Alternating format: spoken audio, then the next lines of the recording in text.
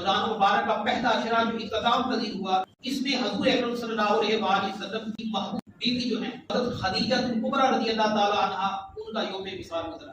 تو یہی وہ ہستی ہیں عورتوں میں سب سے پہلے لا الہ الا اللہ محمد رسول اللہ پڑھنے کا اعلان بھی اللہ تعالیٰ نے انہیں عطا فرمایا۔ جب حضور اکرم اللہ کے محبوب حضور اکرم صلی اللہ علیہ وآلہ وسلم نے اعلان کر دیا کہ میں اللہ کا رسول ہوں، سب نے ماننے سے انکار کر دیا، جو اپنے تھے وہ دور ہو گئے، قربان جائیں اس ہستی پر، تو سب سے پہلے لبیک کہنے والی جو ہستی نظر آتی ہے وہ حضرت اماں خدیجہ کبریٰ رضی اللہ تعالیٰ عنہا کی ذات نظر آتی ہے۔ یہی وہ ہستی ہیں جن کے ساتھ حضور اکرم صلی اللہ علیہ وآلہ وسلم نے اپنی زندگی کا سب سے زیادہ حصہ گزارا۔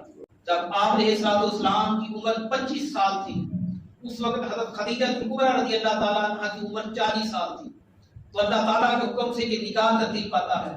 حضرت خدیجہ کبریٰ رضی اللہ تعالیٰ کے بدن اثر سے اللہ تعالیٰ نے حضور اکرم صلی اللہ علیہ وآلہ وسلم کی ساری اولاد پیدا کی، سوائے حضرت ابراہیم رضی اللہ تعالیٰ۔ جب تک یہ حیات نہیں، ان کے علاوہ حضور اکرم صلی اللہ علیہ وآلہ وسلم نے نکاح نہیں کرا۔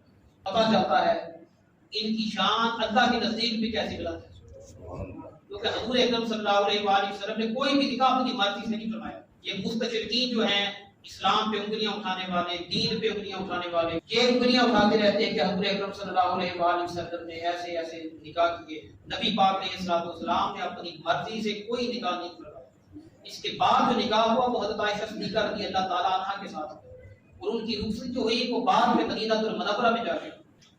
تو مکہ میں آج بھی جنت المعلا کے قبرستان میں حضرت خدیجہ کبریٰ رضی اللہ تعالیٰ عنہا کی جو قبر ہے وہ نمایاں ہے۔ تو لوگ یہ بھی سوال کرتے ہیں کہ حضرت خدیجہ کبریٰ رضی اللہ تعالیٰ عنہ کا جنازہ کس نے پڑھایا؟ ظاہری بات ہے حضور اکرم صلی اللہ علیہ وآلہ وسلم پر حکم اگر نازل آتا تو آپ علیہ السلام کسی اور کو اجازت نہ دیتے، خود ان کا جنازہ بھی پڑھاتے، لیکن احکام نازل نہیں ہوئے تھے، اس لیے بغیر جنازہ کے ان کو رخصت کر دیا گیا۔ السابقون الاولون، سب سے پہلے ایمان لانے والے جنہیں شمار کیا جاتا ہے۔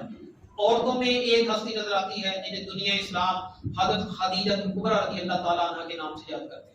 مردوں میں ایک ہستی نظر آتی ہے دنیا اسلام جنہیں حضرت ابوبکر صدیق رضی اللہ تعالیٰ عنہ کے نام سے یاد کرتے ہیں۔ غلاموں میں ایک ہی ہستی نظر آتی ہے جسے حضرت زید بن حارثہ کے نام سے دنیا اسلام یاد کرتی ہے، جن کا تذکرہ اللہ تعالیٰ نے قرآن پاک میں فرمایا۔ بچوں میں سب سے پہلے ایمان لانے والی ایک شخصیت نظر آتی ہے دنیا اسلام، انہیں حضرت علی المرتضیٰ شیر خدا رضی اللہ عنہ کے نام سے۔ تو اس کو السابقون الاولون کہا جاتا ہے، سب سے پہلے اسلام میں جو سبقت لے گئے۔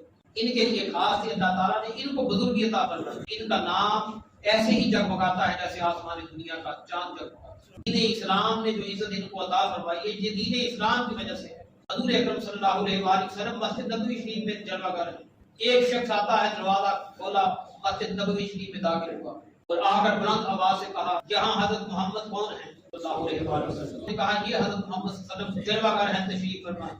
کہتا ہے میں ایمان لے آیا اللہ پر، اللہ کے رسول حضور اکرم صلی اللہ علیہ وآلہ وسلم۔ اب اس نے کوئی عمل نہیں کیا، نہ کوئی نمازیں ہیں، نہ کوئی قرآن کی تلاوت ہے، نہ کوئی سجدوں کی تلاوت ہے، نہ کوئی ذکر اذکار ہے، نہ سبحان ربی الاعلیٰ کی صدائیں ہیں، نہ سبحان ربی العظیم کی صدائیں ہیں، نہ کوئی درود کے نظر اس نے پیش کیے، نہ اس کا حسن ظن ہے، نہ کوئی حسن اخلاق ہے، نہ کوئی اچھے عمل اس کے ظاہر ہوئے ہیں، لیکن اتنی شان پا گیا ہے کہ قیامت تک کے لیے کوئی سجدہ کرتا رہے اس کا برابر نہیں کر سکتا، اس کی برابری نہیں کر سکتا۔ وجہ یہ ہے کہ جب اس نے ایمان کی حالت میں حضور اکرم صلی اللہ علیہ وآلہ وسلم کے بددعا والے رخساروں کو دیکھا کہ دیکھنا اس کے لیے ایسا شرف والا بن گیا، ایسا بزرگی والا بن گیا۔ دیکھا جائے اس نے عبادت کون سی کی ہے؟ حضور اکرم صلی اللہ علیہ وآلہ وسلم کے چہرے کو دیکھا، یہی اس کے پاس عبادت۔ نبی پاک علیہ السلام نے فرمایا قرآن کو دیکھنا عبادت ہے، تو جو صاحب قرآن ہے اس کو دیکھنا کیسا ہوگا؟ کیونکہ وہ صحابی رسول بن گیا۔ صحابی اسی کو کہتے ہیں جس نے ایمان کی حالت میں حضور اکرم صلی اللہ علیہ وآلہ وسلم کے چہرہ انور کو دیکھا اور اسی حال میں اس کا انتقال ہو گیا، دنیا سے چلا گیا، اس کو صحابی رسول کہا جاتا ہے۔ یہ دیکھیں یہ صحابی کی شان، اور حضرت خدیجہ کبریٰ رضی اللہ تعالیٰ کی شان یہ ہے حضور اکرم صلی اللہ علیہ وسلم جب بھی گھر میں آتے جاتے حضرت خدیجہ کبریٰ رضی اللہ تعالیٰ عنہ کا چہرہ دیکھتے تھے۔ تو جبریل امین آسمان دنیا سے نازل ہوتے ہیں کہ اللہ وحدہ لا شریک اس بی بی پر سلام بھیج رہا ہے، اس بی بی کو سلام کہہ رہا ہے، تو اس کی شان ممتاز نظر آ جاتی ہے۔ تو یہ وجہ کیا ہے؟ یہ نسبت اسی وجہ سے ہے کہ جن جن کا رشتہ مدینے کے تاجدار حضور اکرم صلی اللہ علیہ وآلہ وسلم کے ساتھ خاص ہو گیا، وہ بھی خاص ہو گئے، وہ بھی شان والے ہو گئے، وہ بھی بزرگی والے ہو گئے۔ 10 رمضان مبارک حضرت خدیجہ الکبریٰ رضی اللہ تعالیٰ عنہ کا یوم وصال ہے. اللہ تعالیٰ سے یہی دعا کرتا ہوں اللہ وحدہ لا شریک ان کے مزار پر انوار پہ رحمتوں کے ایسے انوار کی بارش برسائے جو کبھی ختم نہ ہو رہتی دنیا تک. اس کے بعد بھی اللہ وحدہ لا شریک ان کے ساتھ ہماری نسبتوں کو قائم ہوتا ہے.